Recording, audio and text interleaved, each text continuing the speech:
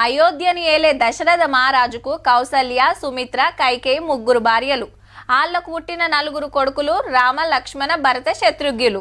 రాముల వారు శివధన శీర్షి సీతమ్మను మనవాడిండు. అటెనక కైకమ్మ దశరథుని వరం కోరుకున్నట్టుగా రాముల వారు అడవులకు పోతాడు. అట్లా రామాయణం అంతా నడుస్తుంది. ఇదంతా మనకు తెలిసిన ముచ్చట. బుడ్డ పోరన్ని అడిగిన రామయ్యది ఎక్కడ అంటే అయోధ్య అనే చెప్తాడు. కానీ గీసారేంది కొత్త కథ ముంగటేసుకుండు.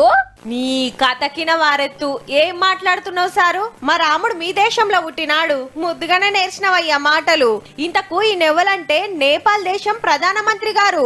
రాముల వారు మాకాన్నే పుట్టిండు. కావాలంటే వాల్మీకి రాసిన రామాయణం చదువుర్రి అనబట్టే. ఇన్నేండ్లు ఎవ్వరు చదవకుంటూనే కొలుస్తున్నామా సారు?